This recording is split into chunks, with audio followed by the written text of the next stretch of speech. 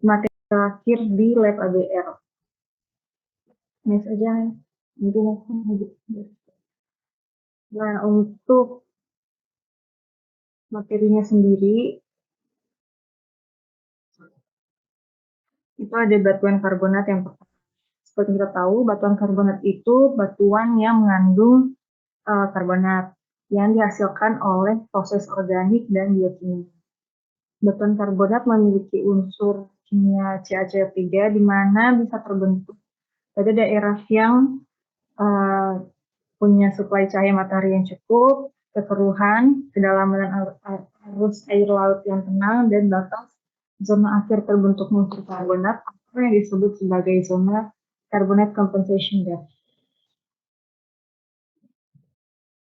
Batuan karbonat itu bisa terbilang karbonat 80% limestone bermuatan positif, turun 80% itu dia berarti dolomite. Maksudnya ini jenis batuan karbonat, sorry. Nah, untuk alat untuk mendeteksinya ada kalsimeter sama HCl. Terus tipe porositas karbonat yang pertama ada porosity fracture atau yang terjadi karena rekahan dan porositas matriks yang terjadi karena adanya pengendasan matriks. Ini gambar untuk tipe dasar porositas. Bisa aja, Kak. Nah, selanjutnya untuk petrofisik 2 itu ada kompresibilitas batuan atau yang punya arti perubahan volume batuan akibat perubahan tekanan yang mempengaruhinya, seperti tekanan hidrostatik dan tekanan hidrogen. Kompresibilitas batuan punya 3 jenis.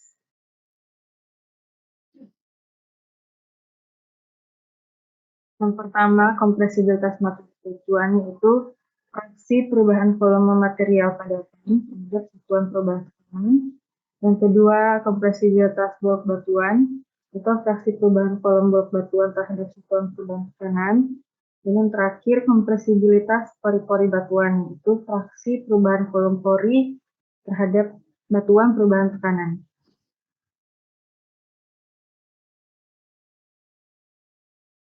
Terus, adapun manfaat prediksi tekanan pori menggunakan kompresibilitas adalah yang pertama untuk menghitung prediksi tekanan pori di reservoir, untuk membandingkan hasil perhitungan dengan data langsung, untuk dapat mengetahui permasalahan pemboran tekanan dan densitas lumpur, untuk menganalisa mekanisme yang menyebabkan pressure, dan menentukan rekomendasi berat jenis lumpur pemboran untuk sumur.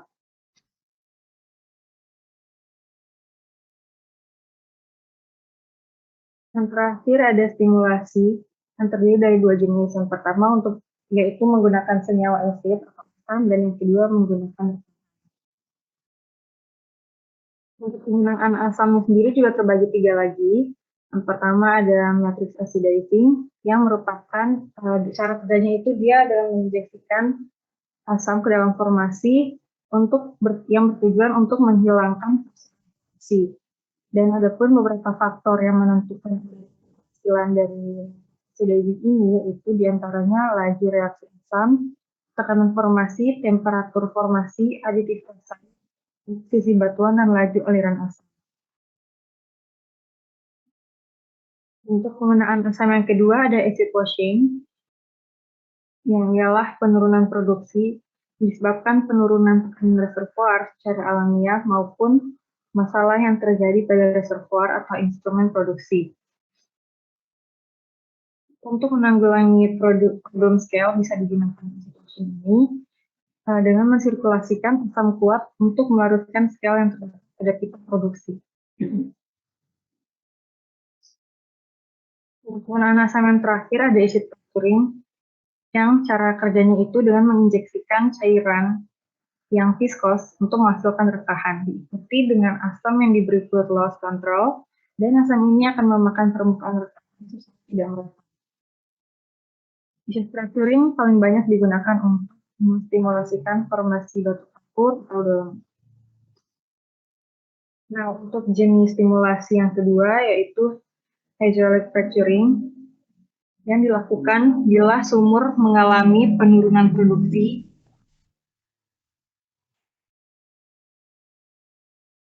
yang dilakukan bila sumur mengalami penurunan produksi yang disebabkan oleh kecilnya permeabilitas formasi. Cara untuk membuat rekahannya yaitu mengalirkan fluida reservoir ke lubang sumur dengan menginjeksikan fluida perekat pada tekanan di atas tekanan formasi. Adapun tujuan dilakukan ini, yang pertama untuk meningkatkan produktivitas, terus untuk pembentukan interkoneksi permeabilitas dan meningkatkan estimate ultimate rate of rate. Ya.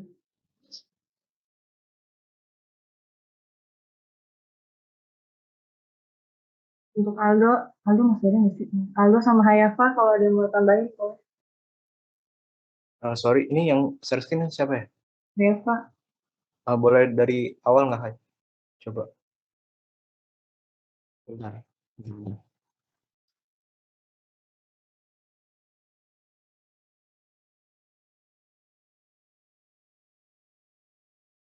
Oke, jadi lanjut. Nah, bentar. Next.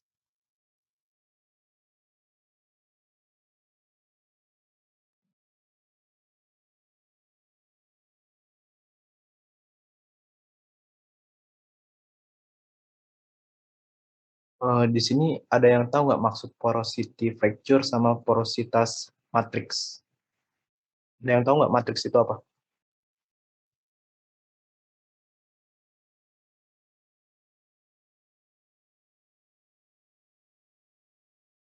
Halo. Jadi untuk porositas fracture, jadi kan kalian ngebor nih ya. Nah, ini sumur kalian nih, sumur kalian. Nah, terus ini formasi kalian nih, formasi kalian. Di sini formasi kalian nih. Nah, jadi porositas fracture itu seperti yang udah di sebelum kita apa namanya? Sebelumnya kita jelasin. Jadi masih ada yang ingat nggak porositas itu ada berapa sih jenis porositas?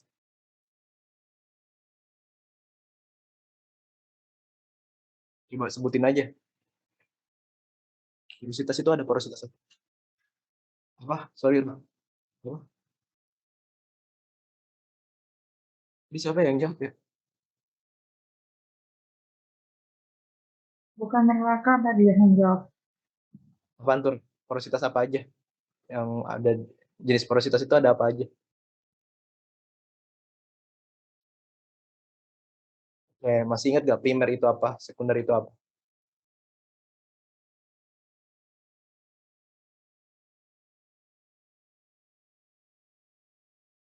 Yang lain gimana nih? Ada yang masih ingat nggak? Primer itu apa? Sekunder itu apa? Soalnya kan di ujian UAS itu semua materi masuk juga gitu. Kita review ulang-ulang aja tipis-tipis. Izin menjawab, Bang. Kayak parah, tuh. Kalau porositas primer itu porositas yang terjadi bersamaan dengan waktu pengendapan batuannya. Nah, terus? Porositas sekunder itu porositas yang terjadi setelah proses pengendapan. Oke, sekarang kalau gue tanya porositas fracture, itu dia termasuk porositas apa? Primer atau sekunder? Sekunder kan, Bang? Oke, benar. Jadi porositas fracture itu contoh apa salah satu jenis dari porositas sekunder. Dia terjadi setelah pengendapan. Jadi setelah pengendapan nih tiba-tiba terjadilah pergeseran misalkan. Nah, menghasilkan retakan-retakan, fault, sesar. Kalian udah belajar sesar kan? Nah, itulah yang disebutnya rekahan. Dia terjadi setelah pengendapan. Jadi kebentuk dulu nih lapisannya, terus terjadilah pergeseran, terbentuklah rekahan. Nah, itu contoh dari porositas sekunder gitu. Terus apa lagi ya? Sebentar. Oke. Nah, kalau porositas matriks berarti dia udah termasuk porositas primer. Karena dia matriks itu kan grain ya, butiran-butiran. Jadi dia termasuk jenis porositas primer yang dimana porositas primer itu terjadi bersamaan dengan pengendapan. Gitu. Kalau ditanya contoh porositas primer apa, porositas sekunder apa, ya ini jawabannya. Next, hai. Wah, kalian juga harus tahu nih, takutnya bukan takutnya, biasanya keluar nih yang ini, basic porositas, tipe tipe porositas secara basicnya. Itu ada vag, ada channel, fracture, sama cavern. Gambarnya kita kasih lihat, terus kalian suruh tunjuk, suruh apa yang benar gitu. Jenis tipe apa gitu. Next, kompresibilitas. Bentar. Nih, perubahan tekanan yang mempengaruhinya tuh ada yang tahu nggak sebutan nama lainnya apa? Udah ada deh, nggak jadi nanya gue guys, sorry. Jadi ini udah dikasih tahu juga ya. Jadi perubahan tekanan yang mempengaruhinya itu tekanan hidrostatik dan tekanan overburden. Jadi itu volume batuan itu bisa aja berubah gitu. Yang awalnya 10 jadi 5. Nah, itu akibat apa? Yaitu akibat tekanan hidrostatik dan tekanan overburden. Kalau tekanan overburden itu, sebentar, gue kasih lihat. Bentar. Untuk tekanan overburden itu, jadi kan yang namanya lapisan itu tumpukan-tumpukan ya, pengendapan, namanya pengendapan pasti dia numpuk. Nah, yang paling bawah ini yang mengalami tekanan overburden paling tinggi, paling besar, karena tekanan overburden itu adalah tekanan yang berasal dari atas lapisannya gitu, kayak gini. Di tekanannya gara-gara lapisan di atasnya.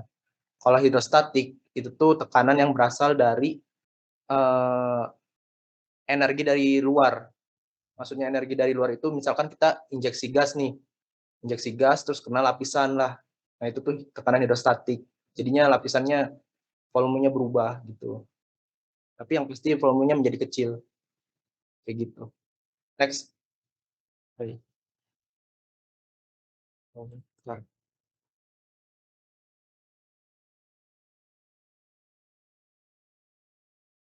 Nah, jadi ini ada jenis kompresibilitas batuan ya. Jadi apa aja sih yang terkompres gitu pada lapisan itu, yaitu matriks batuan, lalu ada bulk batuan yang terkompres, lalu juga ada pori-pori batuan. Jadi inilah yang nantinya bakal berubah gitu ketika ada gaya overburden, lalu ada gaya tekanan hidrostatik. Nah, inilah yang berubah gitu di lapisan itu. Next. Nah, ini mungkin kalian bisa baca juga sendiri. Next lagi. Simulasi pada CaCO3. Nah, gue mau tahu nih sekarang, misalkan kalian ngebor nih, terus ketemulah suatu lapisan. Nah, ternyata suatu lapisan itu kandungan terbesarnya tuh batuan karbonat gitu. CaCO3 kan batuan karbonatnya. Seperti yang kalian tahu, batuan karbonat kan keras ya. Bisa dikatakan keras lah ketimbang lapisan yang mudah runtuh itu lapisan pasir. Nah, kalau CaCO3 itu lapisannya dia cenderung padat dan keras gitu. Nah, kalau kita ketemu lapisan seperti itu, tetapi ternyata di dalam lapisan itu tuh terdapat minyak yang berpotensi, nah kita tuh bakal ngelakuin dua kegiatan ini, acidizing atau fracturing. Nah, seperti namanya, acidizing ini tuh kita menginjeksikan si senyawa kimia, senyawa asam, biar apa? Biar si lapisan CaCO3 ini tuh membentuk tahan gitu. Jadi ini sambung menyambung gitu. Jadi kenapa kita kalau ketemu lapisan karbonat itu harus menggunakan senyawa asid atau senyawa asam biar dia melebur gitu. Senyawa si CaCO3-nya melebur biar dia terbentuklah fracturing ini, rekahan ini gitu. Atau bisa juga cara yang kedua yaitu dengan cara langsung di fracture, bukan cara pengasaman. Jadi kalau cara fracture itu jadi ada suatu alat yang dia tuh alat ini tuh kayak apa ya, kayak dongkrak gitu. Jadi si lapisan itu dipaksa buat kebuka gitu. Nah, itu fracture biasanya kayak gitu. Next. Nah, ini contoh asam ya. Jadi apa sih yang kita injeksikan yaitu senyawa asam, terus apanya yang kita leburin, yaitu matriksnya atau butiran-butirannya, butiran si CaCO3-nya gitu. Next. Visualizing, nah ini juga kalian bisa baca sendiri, yaitu secara alamiah masalah penurunan produksinya biasanya terjadi karena adanya scale. Ada yang tahu nggak scale itu biasanya berada di mana gitu, di bagian apa kalau scale? Kalian udah belajar scale skin belum? Soalnya itu pasti umum tuh, masalah paling umum soalnya. Ada yang tahu nggak scale itu ada di mana, skin itu ada di mana?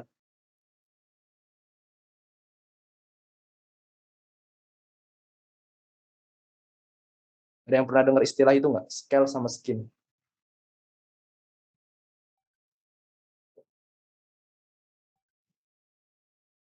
Oh guys, ada yang tahu nggak?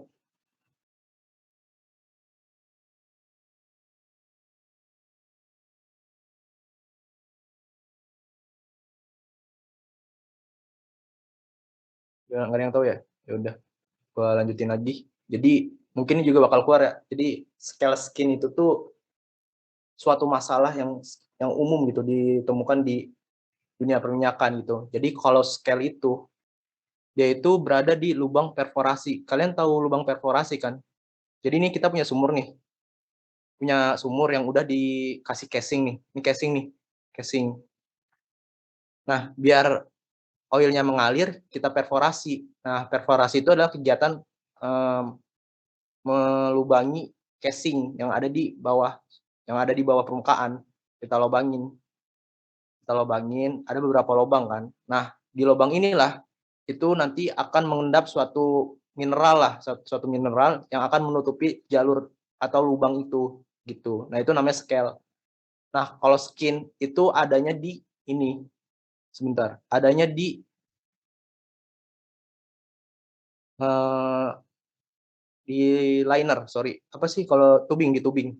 Jadi dia tuh mengendap di lubangnya tubing. Itu biasanya skin. Entah itu karena mineral atau apa, tapi yang membedakan itu letaknya. Kalau letaknya di lubang perforasi, itu scale. Kalau letaknya di tubing, itu skin. Kayak gitu. Jadi jangan sampai kebalik deh. Next. Oke, next lagi aja. Oke. Next. Oke, lanjut. Ya udah. Udah ya, dari gue udah segitu aja.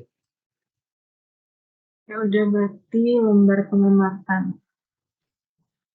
Oh ya, sebelumnya laporannya kok masih pada salah ya? Ian nih, Ian. Sering banget Ian.